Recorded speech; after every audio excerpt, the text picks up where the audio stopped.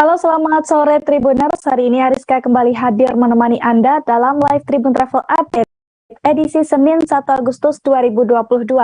Dan seperti biasa, Ariska akan memberikan informasi terkait sejumlah wisata dan kuliner untuk Anda.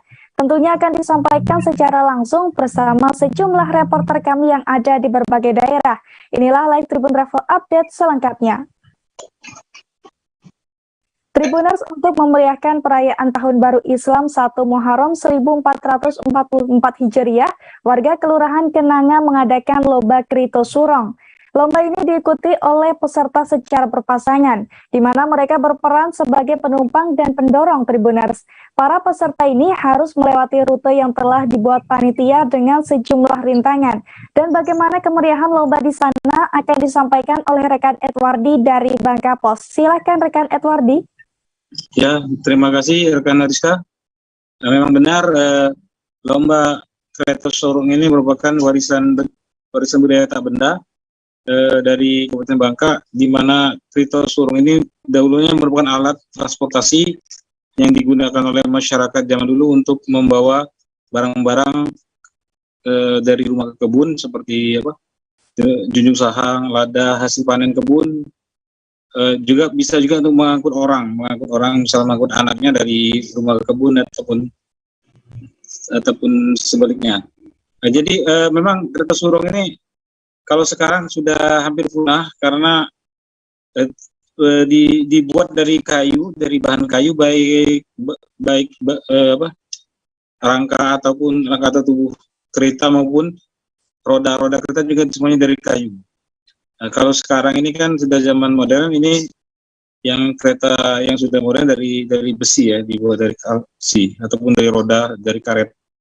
Nah, Krito Surong ini jadi yang ingin dibangkitkan kembali oleh Ketua Kamar Dagang dan Industri Kabupaten Bangka dan Dinas Pariwisata dan Kebudayaan Kabupaten Bangka ingin mengangkat kembali dalam momen 1 Muharram di Kampung Kenanga, yaitu melaksanakan lomba. Lomba ini ada 2 kategori untuk anak-anak dan dewasa, di mana panitia juga menyediakan hadiah dari juara 1, 2, 3 dan harapan 1, harapan 2, juga ada juga hadiah terheboh karena lomba ini termasuk heboh karena selama lomba berlangsung juga dihibur dengan alunan musik dambus yang merupakan seni tradisional, seni musik tradisional, juga lagu dari khas Pulau Bangka.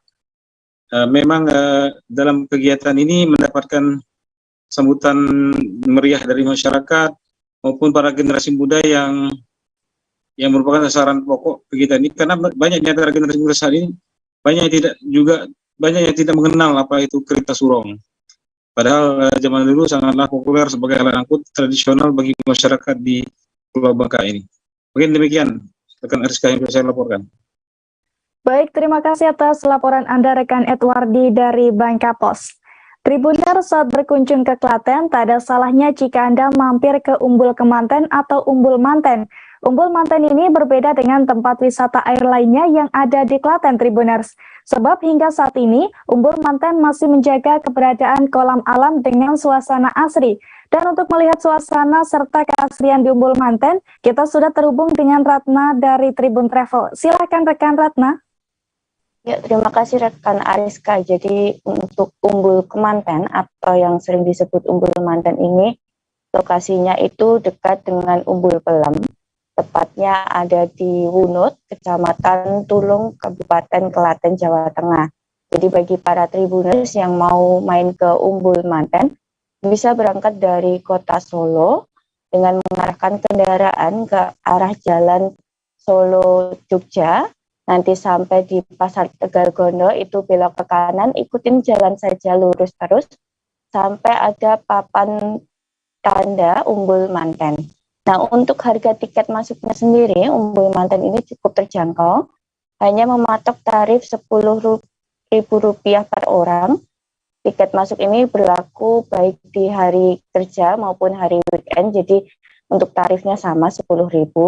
Sedangkan untuk jam bukanya, Umbul Manten ini buka setiap hari mulai pukul 6 pagi sampai pukul 6 sore. Selain bisa berenang ataupun main air. Di sini pengunjung juga bisa menikmati fasilitas berupa terapi ikan.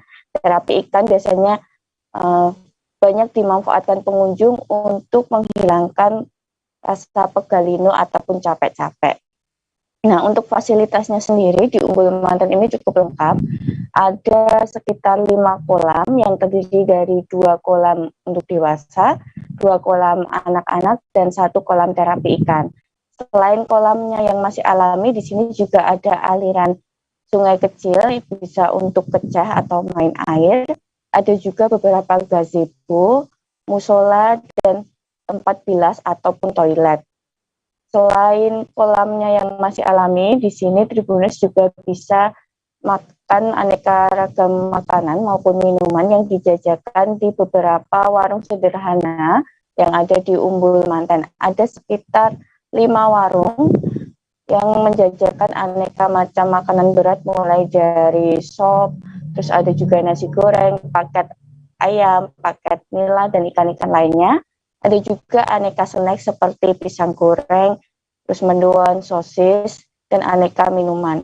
Untuk harga makanannya sendiri itu dibanderol mulai dari Rp10.000 hingga paling mahal sekitar Rp25.000.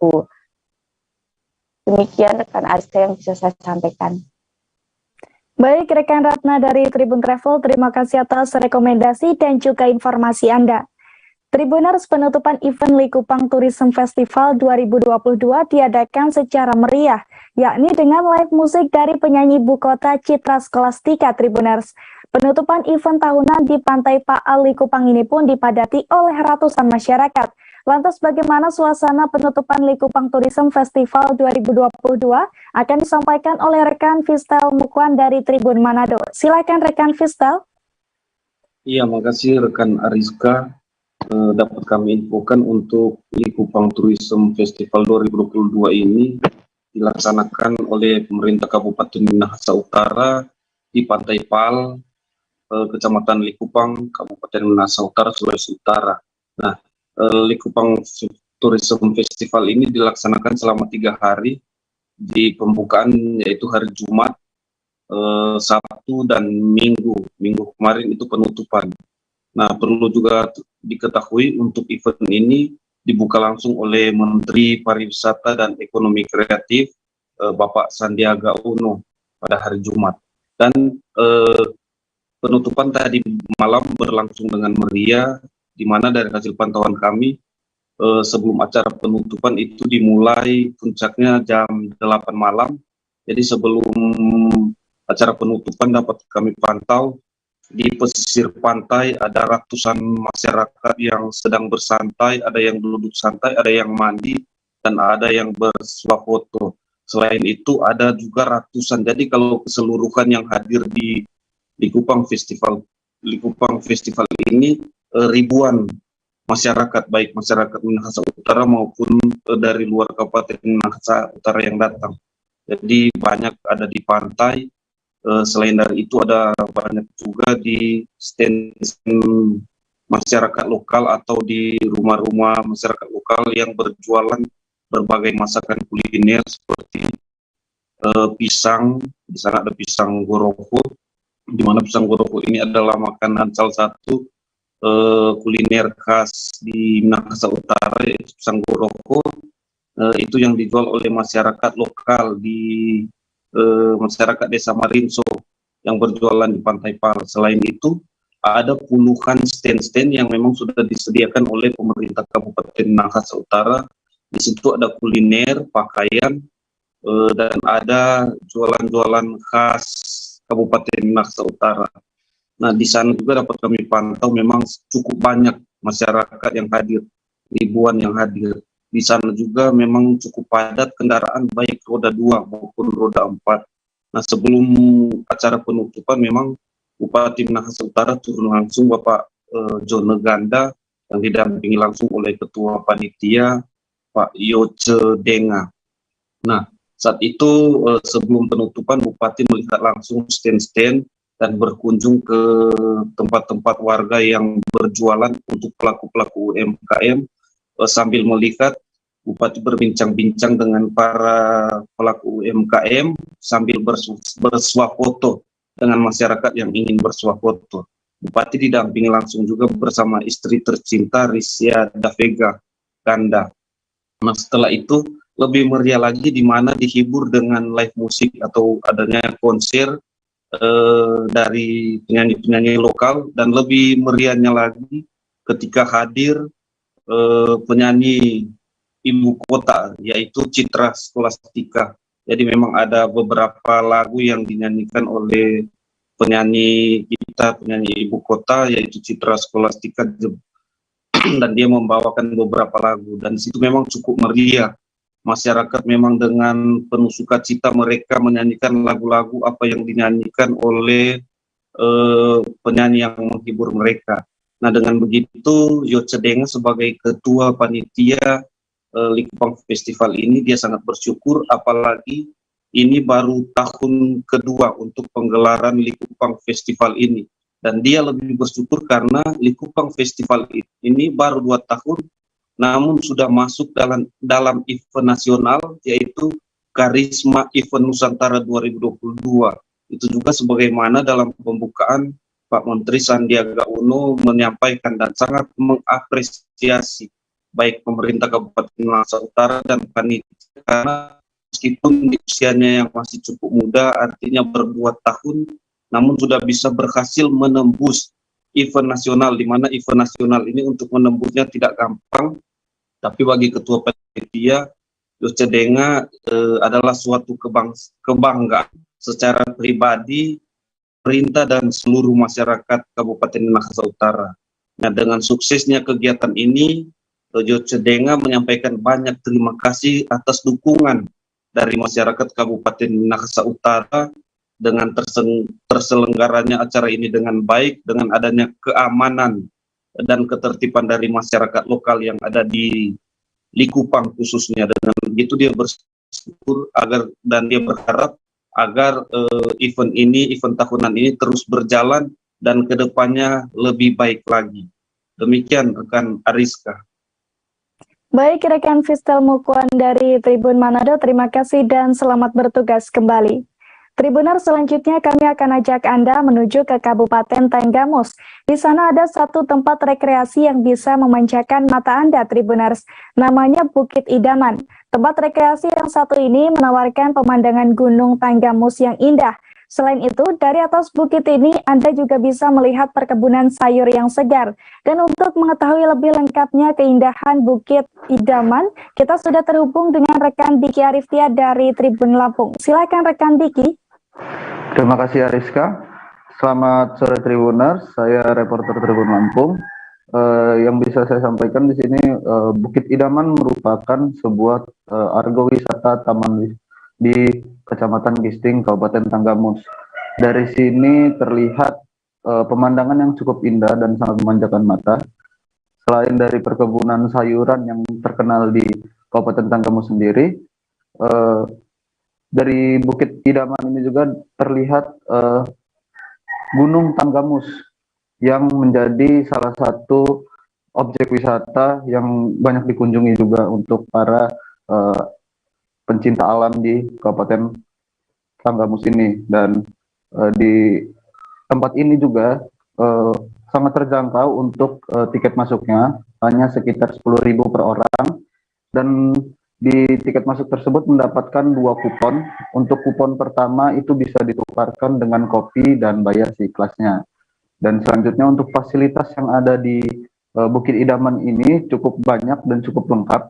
Selain ada tempat untuk spot foto, di sini juga disediakan banyak sekali berupa pondokan-pondokan untuk beristirahat bersama keluarga, dan juga ada playground untuk tribuners yang membawa anak berlibur di tempat ini. Selain menyuguhkan pemandangan yang indah, Bukit Idaman ini juga mempunyai udara yang sangat sejuk, Tribuners. Jadi Tribuners sangat cocok untuk berlibur di sini dan menghabiskan waktu bersama keluarga. Mungkin itu yang bisa saya sampaikan. Saya kembalikan ke studio, Ariska. Baik, terima kasih atas informasi Anda, rekan Diki Ariftia dari Tribun Lampung. Tribuners, kami akan jeda sejenak, tetap bersama kami di Live Tribun Travel Update.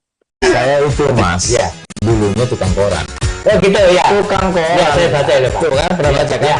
Jadi kalau saya jadi pangdam itu udah bersyukur banget. Kak, si anak ini dijadikan sebagai tersangka begitu.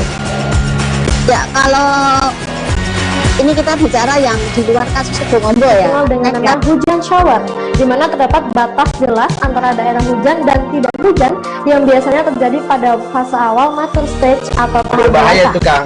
Jadi mulai artinya terjadinya perlembekan. Nah itu untuk penetrasi akan sulit begitu ya. Dok, saya ini Menurut saya memang tidak mudah, bukan urusan tanah diambil. Kalau misalnya Amerika Serikat sekarang, Rasulullah mengatakan dalam sebuah hadis bahwa berpuasa di 6 hari Syawal itu. Oke, apa kabar Bang Aris di sini untuk strateginya?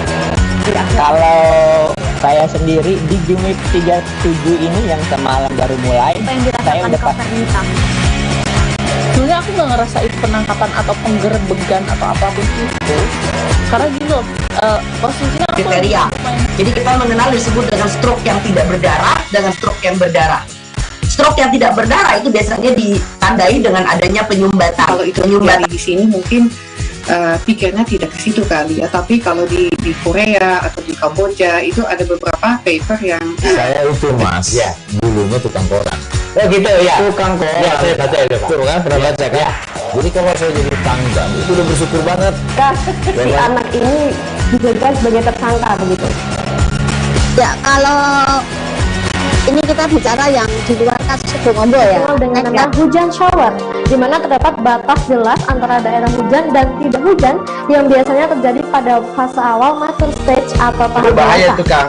Jadi mulai artinya terjadinya perlembekan. Nah itu untuk penetrasi akan sulit begitu ya. Dok, saya ini menurut saya memang tidak mudah, bukan urusan tanah diambil.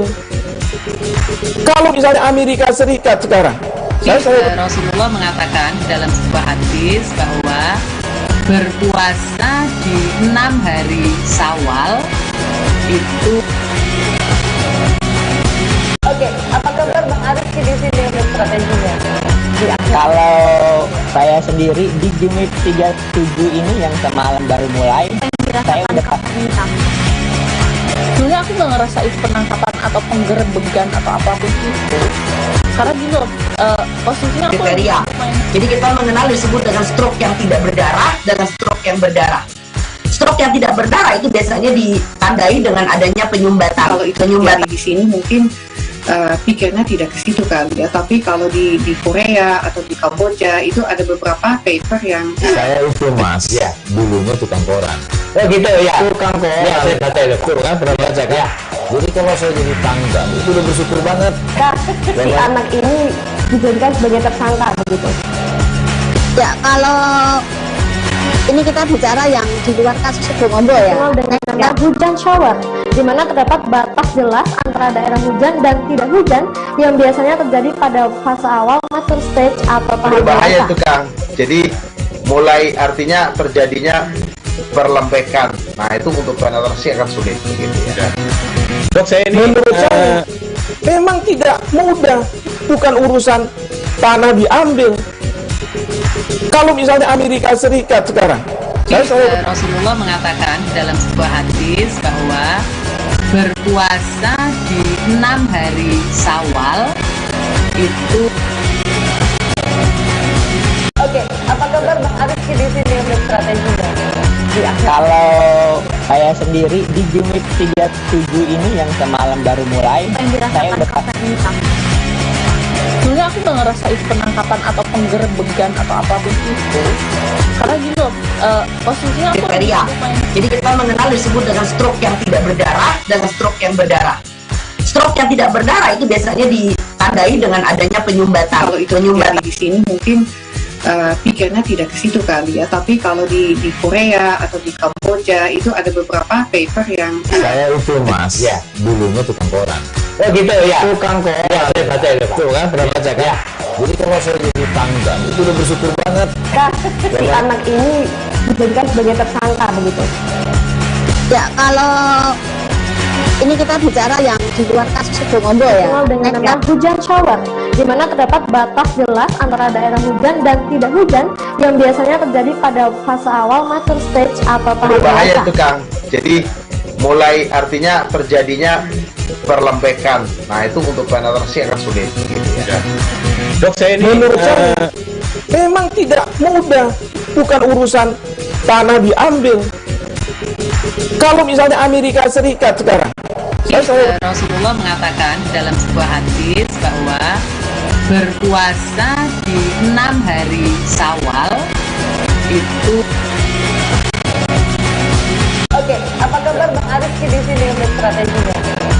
Kalau saya sendiri di Game Week 37 ini yang semalam baru mulai, saya udah Sebenarnya aku nggak ngerasain penangkapan atau penggerbegan atau apapun itu, karena gini loh, posisinya aku Kriteria. Jadi kita mengenal disebut dengan stroke yang tidak berdarah dengan stroke yang berdarah. Stroke yang tidak berdarah itu biasanya ditandai dengan adanya penyumbatan. Kalau itu terjadi di sini mungkin pikirnya tidak ke situ kali ya, tapi kalau di Korea atau di Kamboja itu ada beberapa paper yang Saya itu Mas, ya, dulunya tukang koran. Oh gitu ya. Tukang koran. Ya, saya baca ya, Pak. Tuh kan, pernah baca kan? Jadi kalau saya jadi tangga, itu udah bersyukur banget. Si anak ini dijadikan sebagai tersangka begitu. Ya kalau ini kita bicara yang di luar kasus Sibolombo ya. Dikenal dengan nama hujan shower, di mana terdapat batas jelas antara daerah hujan dan tidak hujan yang biasanya terjadi pada fase awal mature stage atau tahap Berbahaya dewasa. itu Kang. Jadi mulai artinya terjadinya perlempekan. Nah itu untuk penetrasi akan sulit. Gitu ya. Dok, saya ini menurut saya memang tidak mudah, bukan urusan tanah diambil. Kalau Terima kasih Tribuners, Anda masih bersama kami di Live Tribun Travel Update. Tribuners, pandemi COVID-19 memberikan dampak ke berbagai sektor, termasuk batik turbo Ternate yang terkenal hingga ke mancanegara. Tribuners, sejak 2 tahun pandemi COVID-19, Kusta Lani Syakir, pemilik band batik turbo, terpaksa harus menutup satu gerainya. Sebab selama pandemi gerai tersebut sepi dan tidak produksi sama sekali. Dan untuk mengetahui informasi lengkapnya, rekan kami Yunita Kaunar dari Tribun Ternate akan melaporkannya untuk Anda. Silakan rekan Yunita. Ya, baik. Terima kasih Ariska di studio. Dapat kami laporkan langsung dari Kota Ternate bahwa benar adanya satu gerai milik salah satu pengrajin batik Ternate atau dikenal dengan batik tubo terpaksa tutup di masa pandemi COVID karena tidak melakukan produksi sama sekali. Namun untuk sejauh ini Rizka, bahwa batik tubo tersebut kembali diproduksi pada Januari 2022 dan saat ini mulai melakukan produksi dan telah ada pesanan juga dari beberapa negara asing seperti Amerika dan juga Rusia. Pada Agustus saat ini banyak warga yang mulai mencari batik, terutama batik tubo, sehingga batik tubo tersebut pelan-pelan sudah mulai melakukan produksi, meskipun tidak terlalu banyak seperti biasanya sebelum masa pandemi COVID. Karena pemilik dari batik tubo tersebut mengaku bahwa dengan melalui penjualan produk dari batik tubo, ia mampu membuka 2 gerai. Namun karena tidak ada produksi, ia terpaksa harus menutup 1 gerai. Dan 1 gerainya lagi selain batik tubo yang dijualkan di sana atau diproduksi di sana, ada juga sejumlah produk UMKM lain yang membantu dirinya untuk tetap bisa berjualan hingga saat ini. Untuk batik tubo sendiri, prosesnya membutuhkan waktu sekitar 5 hari untuk menjadi satu bahan atau satu kain batik tubo sendiri. Karena batik tubo ini terdiri dari batik cap dan juga batik tulis. Dan ada juga kombinasi antara batik cap dan batik tulis. Untuk batik cap sendiri, ia hanya membutuh waktu 2 hari untuk membuat satu produk. Ia membutuh waktu cukup lama karena harus mengukir dulu atau bentuknya harus diukir dulu untuk menjadi batik tulis. Itu membutuhkan waktu kurang lebih 5 hari karena masih ada proses pewarnaan hingga pematangan dari bahan batik tersebut. Ia mengaku saat ini dirinya mulai melakukan produksi kurang lebih dalam sebulan mencapai 45 hingga 15 produk. Namun jika ada pemesanan dari luar, ia akan berupayakan untuk tetap memenuhi kebutuhan para pembeli yang hendak memesan kepada dirinya. Ia juga menceritakan bahwa sejak pandemi COVID, ia hanya menjual masker dari batik tubo, dan sekarang ia berharap kepada pemerintah untuk mendapat perhatian juga dari pemerintah agar pemasarannya bukan hanya dilakukan secara pribadi atau lewat secara online, namun ada perhatian dari pemerintah untuk dapat membantu atau mengembangkan melalui pemerintahan, karena dia mengatakan bahwa pemerintah saat ini sering menggunakan batik, namun batik yang digunakan mungkin lebih batik dari luar. Ia berharap pemerintah ini jadi perhatian pemerintah daerah Kota Ternate agar lebih dapat membantu para UMKM seperti dirinya.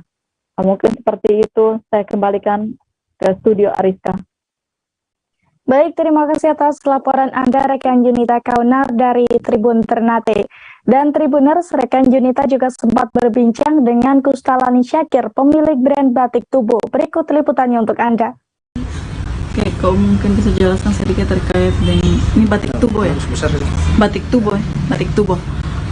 Jelaskan sedikit terkait dengan batik tubo yang sekarang ini dia produksi dalam sehari itu bisa berapa banyak nih? Oke, terima kasih. Jadi orang kapasitas produksi untuk batik cap dalam hal ini orang biasa dua yang item yang orang mainkan di sini, yaitu batik tulis, cap, dan kombinasi cap dan tulis. Jadi seperti yang telah mungkin tadi ada sempat jalan-jalan keliling-keliling bisa lihat proses produksinya. Jadi itu kita dalam satu kali produksi itu tergantung dari proses pengecapan dan proses tulis. Jadi kita tidak menghitung dalam satu hari kapasitas produksinya sekian atau apa, tidak. Jadi misalnya satu kali produksi itu kadang 2 hari, kadang 3 hari, bahkan kadang 5 hari gitu.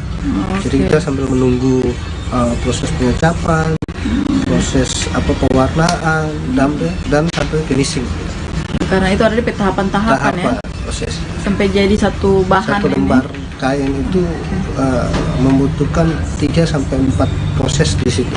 Oke, itu bisa berapa hari bisa jadi satu bahan? Untuk kalau kita fokus di satu lembar kain itu bisa 2 hari. Untuk batik capnya 1 minggu untuk batik tulis. Batik tulis berarti lebih lama tuh batik tulis ya. Untuk pemasaran sekarang dia pemasarannya kemana saja nih?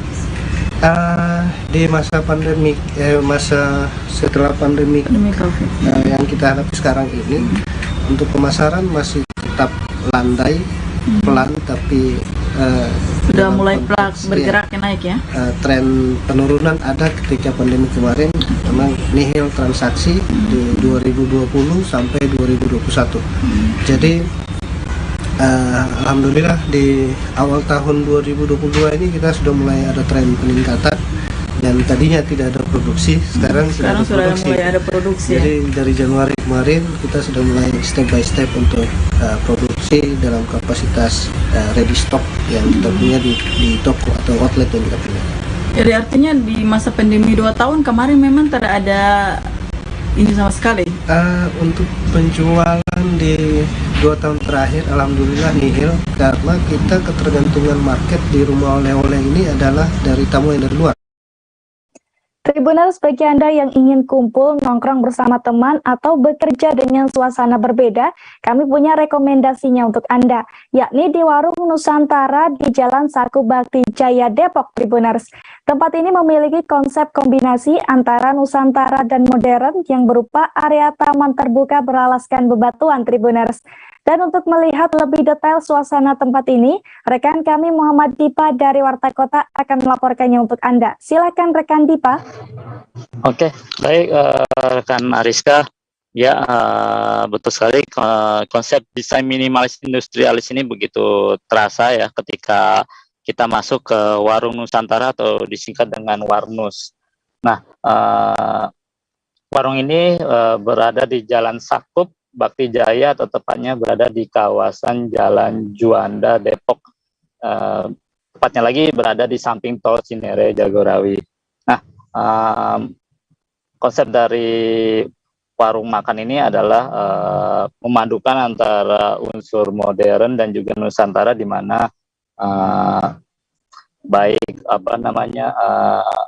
makanan, dari segi makanan dan juga para pegawai yang ada di Warung Nusantara ini memakai kain batik untuk melayani para pengunjung di sana setiap hari Selasa dan juga Sabtu. Nah, untuk kulinernya, ciri khas Nusantaranya adalah dari segi makanan, mulai dari nasi ayam taichan, nasi ayam gila, terus pempek, singkong keju, dan berbagai macam khas Nusantara lainnya, kuliner Nusantara lainnya. Nah, untuk konsep dari tempat makannya sendiri, yang tadi saya sebutkan adalah minimalis industrialis, di mana pengunjung bisa menikmati suasana mirip seperti industrialis, di mana banyak meja dan kursi-kursi berwarna kuning dan juga yang dari aluminium. Kemudian juga ada meja-meja berupa meja-meja artistik seperti itu, yang khas sekali dengan industrialis, dan juga ada juga bebatuan-bebatuan yang cukup instagramable untuk kaula muda foto-foto di sana. Demikian rekan Arista yang bisa saya lakukan saat ini. Baik, terima kasih rekan Muhammad Dipa dari Warta Kota. Dan Tribuners, ada pula wawancara dengan Koko, pemilik Warnus. Berikut liputannya untuk Anda. Ya, Mas Koko, bisa dijelaskan Mas Koko konsep dari Warung Nusantara ini seperti apa sih Mas Koko? Kalau kita ngomongin Warung Nusantara ya Mas, pertama kali kita bangun itu di 2018. Saya melihat peluang waktu itu, bagaimana kebetulan di kampus saya tempat kuliah itu tidak ada waktu itu nggak ada kantin. Jadi coba kita bangun space untuk komunitas-komunitas. Jadi awalnya seperti itu. Nah, berkembang kita melihat sebuah peluang juga. Nah, ada kerisauan lah di dalam hati saya. Saya pikir kalau kita bicara restoran Indonesia Mas, restoran Indonesia itu banyak Mas, dan banyak juga yang besar-besar. Tapi saya lihat kurangnya experience di situ. Nah, experience itu seperti misalkan kita lihat restoran-restoran besar Indonesia, itu datang itu karena lapar, pulang kalau udah kenyang pulang. Tapi sedangkan restoran-restoran luar kayak McDonald's segala macam, ada di restoran juga, tapi ada yang pakai untuk ulang tahun, ada yang datang untuk WFC mungkin, ataupun kerja kelompok segala macam, ataupun nongkrong. Nah, menurut saya coba restoran Indonesia tuh nggak ada yang buat bikin tongkrongan, misalkan kayak sederhana nongkrong kan nggak mungkin Mas. Nah, jadi core value kita tetap, kita pengennya Warung Nusantara ini akan jadi warung khas Indonesia, tapi yang mungkin pendekatannya itu lebih modern gitu. Terlihat dari menu-menu kita juga ada semur ayam, nasi, terus mie ayam, terus kayak nasi ayam taichan tuh yang sebenarnya sate kita tambahin nasi kayak gitu, dan beberapa implementasi di menu. Dan juga kita Mas dari playlist juga kadang pasti ada itu lagu Indonesia Raya, terus juga ada dari pakaian anak-anak sendiri, itu anak-anak kita di setiap hari Selasa sama malam Minggu itu ada program berkain. Nah, kita udah belajar untuk memakai kain, bangga dengan kain Indonesia. Nah, tapi dipadu-padankan dengan outfit sehari-hari kayak gitu, mungkin dengan sepatu atau kayak gitu Mas. Jadi kalau bicara konsep, kita pengen Indonesia banget. Nah, suatu saat kita pengennya bahkan di bar kita itu, bar utama kita itu atapnya representasi dari misalkan Minang, Bonjol, terus Betawi, Jawa, kayak gitu ke depan. Kemarin kendalanya memang belum, karena itu butuh kalian khusus Mas, dan itu budgetnya luar biasa, makanya ke depan kita pengennya seperti itu. Berarti nanti kedepannya konsep bangunan pun juga lebih mengedepankan Indonesia. Nah, tapi kombinasi ya Mas, antara Nusantara dan modern gitu. Jadi kita pengennya atapnya representasi dari Taman Mini lah minimal. Oke. Semua yang ada Taman Mini. Oke. Nah, tadi kan disebutkan dari tahun 2018 ya ini ya. Sudah ada berapa cabang atau sudah ada berapa warung Nusantara yang ada di sini? Kalau dari 2018 itu naik turunnya banyak banget Mas. Kita bicara warung sendiri bahkan waktu itu. Kita beralih ke kota Bandar Lampung, Tribuners. Di Bandar Lampung ada wisata alam terbaru, yakni wisata Aslan di atas Bukit Waigupa, kota Bandar Lampung. Wisata alam ini menyuguhkan panorama alam dan teropong kota, spot foto, spot hiking, playland hingga arsitektur situs seni. Situs seni instalasi multimedia tersebut dikabarkan menjadi yang pertama di Pulau Sumatera, Tribuners. Dan untuk melihat lebih detail, kita sudah terhubung dengan rekan Agustina Suryati dari Tribun Lampung. Silakan rekan Agustina. Baik, terima kasih rekan Ariska. Jadi kami melaporkan dari Kota Bandar Lampung bahwasanya ada satu rekomendasi tempat wisata yang paling baru di Kota Bandar Lampung, yakni Bukit Aslan. Bukit Aslan ini belum resmi dibuka untuk umum, namun sedikit bocoran bagi para Tribuners, Bukit Aslan ini adalah wisata alam yang menyajikan panorama teropong kota dengan laut dan juga perbukitan. Selain itu, Bukit Aslan ini juga memiliki spot-spot foto dan juga zona hiking atau zona untuk camping. Tribuners juga bisa menjumpai food court di sana dan juga playland untuk anak-anak. Selain itu, untuk wisata Bukit Aslan ini memiliki ikon unik ya, yang bisa dijadikan sebagai tujuan utama wisata di sana. Jadi ikon unik yang ada di Bukit Aslan ini berbeda dari wisata lain di Kota Bandar Lampung. Jadi wisata Bukit Aslan menyimpan sebuah situs seni, di mana situs seni tersebut dinamakan situs seni multimedia atau parallel universe. Situs seni ini dikatakan oleh Niki, sang pengelola, bahwasanya situs ini merupakan situs yang sudah dibuat di 6 benua dan juga 30 negara, termasuk Indonesia. Dan di Indonesia sendiri, untuk khusus di Indonesia sendiri sudah ada di beberapa provinsi seperti Bali, Flores, dan juga Pulau Butan. Termasuk pada saat ini, Tribuners bisa menyaksikan atau menikmati mahakarya seni yang dibuat oleh seniman asal San Francisco ini di Bukit Aslan, di mana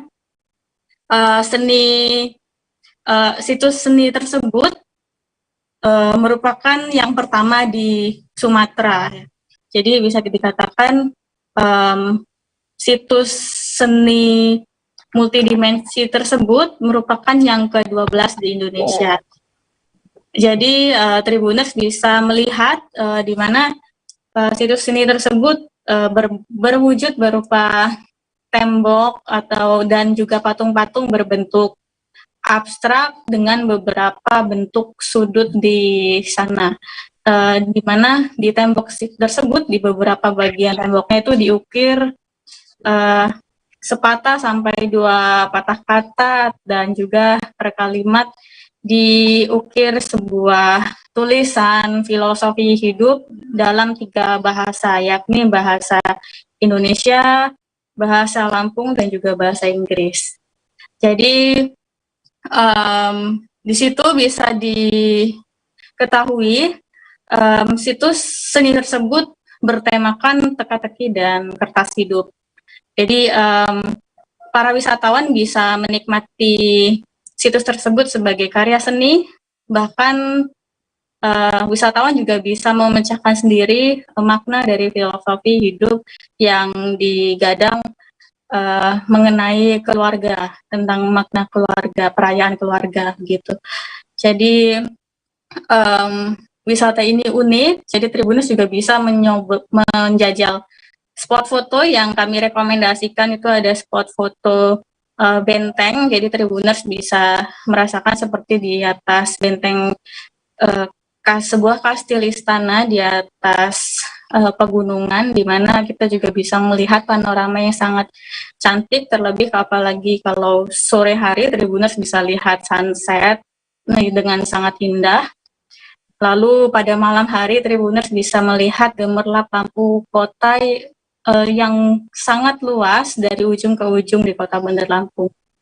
Nah, untuk wisata Bukit Aslan ini direncanakan akan buka untuk umum itu pada bulan depan, yakni tanggal 5 Agustus 2022, di mana nantinya akan diberlakukan jam operasional mulai dari pukul 2 siang sampai pukul 10 malam untuk hari biasa. Namun untuk hari akhir pekan atau hari libur, jam tutup sampai pukul 11 malam. Untuk tiket masuknya direncanakan akan dikenakan tarif sekira Rp25.000 untuk pembayaran menggunakan e-payment dan Rp35.000 untuk tunai. Sedangkan di akhir pekan dikenakan Rp35.000 di e-payment, sedangkan untuk tunai Rp45.000. Jadi Tribuners bisa mengunjungi ke sana yang beralamat di Waigubak, Kota Bandar Lampung. Jadi untuk akses jalan Tribuners bisa melaluinya dengan mudah walau sedikit menanjak karena letaknya di atas bukit. Jadi Tribuners bisa menggunakan sepeda motor maupun mobil. Kemudian untuk halaman parkir, Tribuners bisa menikmati halaman parkir yang cukup luas, saya tidak khawatir tidak muat untuk halaman parkirnya. Kemudian jadi wisata Bukit Aslan ini memang diperuntukkan untuk keluarga, tapi juga diperuntukkan juga dan direkomendasikan untuk para anak muda ya, terutama di mana pada bagian bawah Bukit Aslan tersebut juga ada spot untuk pejalan kaki, di mana bisa menikmati nuansa lain selain di atas, di bawah juga bisa dinikmati panorama lain dan juga nuansanya lebih romantis ketika malam hari. Baik, sekian dari kami, Ariska. Baik, rekan Agustina Suryati dari Tribun Lampung, terima kasih dan selamat bertugas kembali. Tribuners, Batam dikenal dengan wisata pantainya. Namun ternyata selain pantai, di sana juga ada tempat wisata lain yang tak kalah menarik Tribuners, yakni wisata hutan Instagramable di Puncak Beliung. Meski sempat terkena imbas pandemi COVID-19, Puncak Beliung sudah kembali dibuka untuk wisatawan. Lantas bagaimana tempat wisata ini akan disampaikan oleh rekan Aminuddin dari Tribun Batam. Silakan rekan Aminuddin. Terima kasih rekan kawan Tribuners. Saya Aminuddin dari Tribun Batam akan melaporkan terkait wisata hutan Puncak Beliung. Nah, wisata hutan Puncak Beliung ini merupakan salah satu tempat wisata yang menarik dan cukup recommended bagi warga Batam, bahkan warga dari daerah lain pun, misalnya dari Jakarta yang mau ingin jalan-jalan ke Batam, atau dari Surabaya atau dari Medan yang ingin jalan-jalan ke Batam, melihat seperti apa indahnya kota Batam. Salah satu tempat rekomendasi yang bisa didatangi adalah hutan wisata Puncak Beliung ini. Nah, sedikit tentang kawasan ini merupakan kawasan yang dibuka pada tahun 2022. Namun kawasan ini sempat ditutup dan tidak menerima pengunjung diakibatkan oleh waktu itu COVID-19.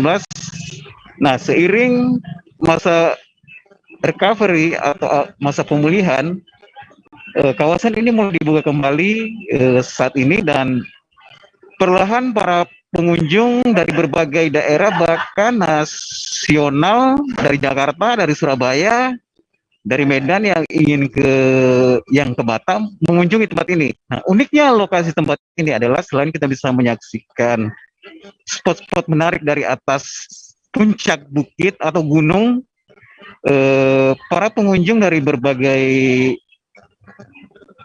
daerah di Kota Batam, bahkan dari daerah lain di Indonesia, mereka bisa menyaksikan pemandangan kota Singapura dari lokasi ketinggian di hutan Puncak Beliung ini.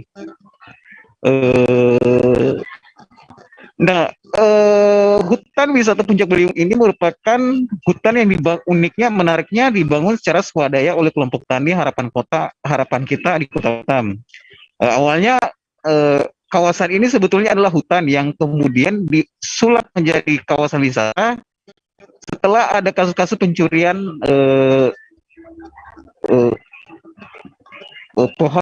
pencurian atau illegal logging di lokasi.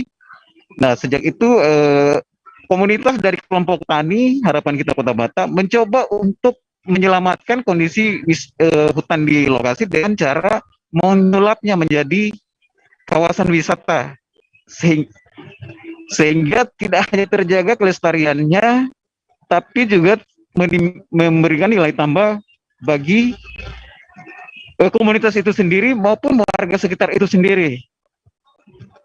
Hutan wisata Puncak Beliung ini dibuka setiap hari mulai dari pukul 06 jam 6 pagi sampai dengan pukul 21 atau jam 9 malam. Nah, kalau rekan-rekan Tribun Batam dari Tribuners dari Jakarta misalnya atau dari Surabaya yang hendak ke Batam dan ingin menyaksikan seperti apa pemandangan kota Singapura di malam hari, kayaknya sepertinya tempat ini sangat recommended untuk disambangi atau dikunjungi. Demikian, saya Aminuddin dari Batam melaporkan. Baik, terima kasih atas informasi Anda rekan Aminuddin dari Tribun Batam.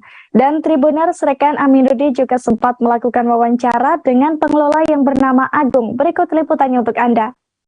Di atas kita ada pemandangan juga, ada wahana-wahana yang bisa buat permainan. Contohnya ada ini apa namanya, ayunan raksasa, ada karpet terbang juga. Untuk per orangnya dikenakan biayanya 10.000. Selain itu juga bisa terlihat Singapura dari atas itu. Oh, bisa terlihat ya? Iya, Singapura, terus Danau Harapan, pemandangannya bagus juga. Terus kita juga ada wahana baru, Taman Kelinci buat anak-anak yang di sini. Taman Kelinci mana itu? Iya, gak terlalu jauh tapi di tengah-tengah sini aja. Iya. Untuk fasilitas di atas juga udah ada toilet, di bawah juga ada toilet, musola pun udah ada gitu. Ini dibuka sampai jam berapa, Pak? Dari jam berapa? Dari jam 7 sampai jam 6 untuk yang di bawah, dan di atas juga kita buat malam kita juga buka sampai jam 9. Oh ya, 9 itu ya. Tergantung. Oh, memang beda ya antara bawah dengan atas. Iya. Dan kita Tribuners, informasi tersebut sekaligus mengakhiri perjumpaan kita pada live Tribun Travel Update kali ini. Nantikan informasi lainnya hanya di Tribun News, dan saya Ariska Hoirina beserta segenap kru yang bertugas pamit undur diri. Terima kasih dan sampai jumpa. Jangan lupa like, subscribe, dan share ya.